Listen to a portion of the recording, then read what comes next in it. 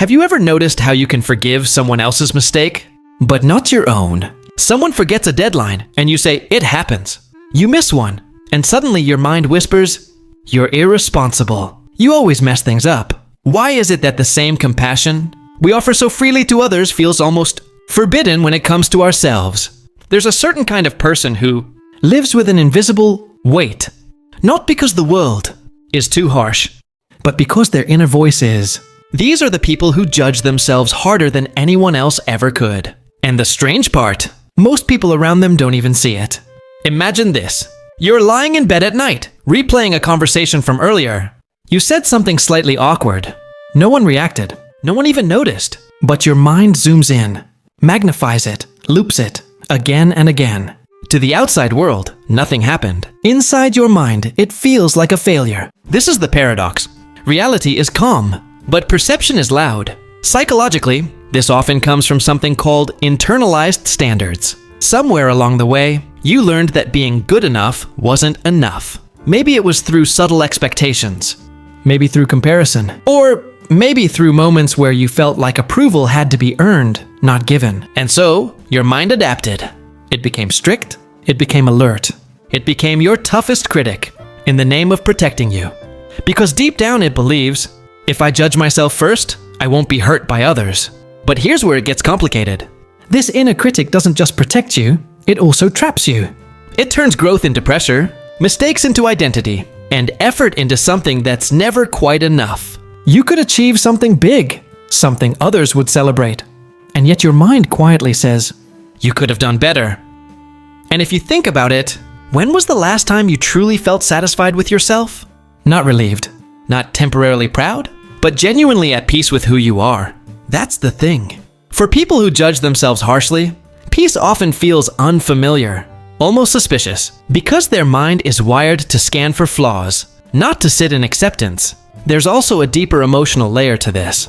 Many people who are hardest on themselves are actually the most empathetic toward others. They understand pain, they notice effort, they recognize struggle.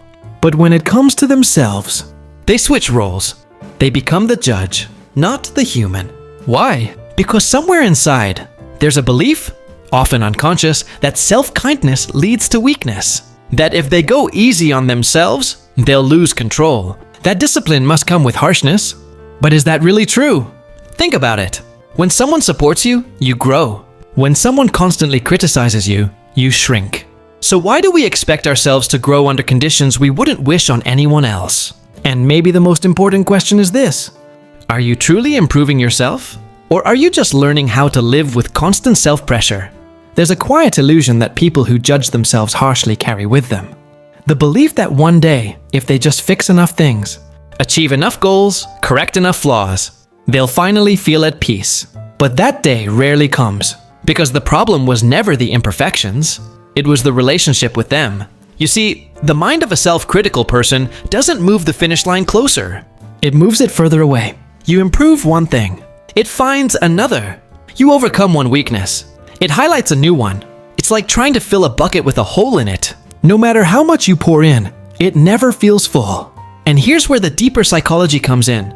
At a subconscious level, harsh self-judgment often isn't about becoming better. It's about becoming acceptable.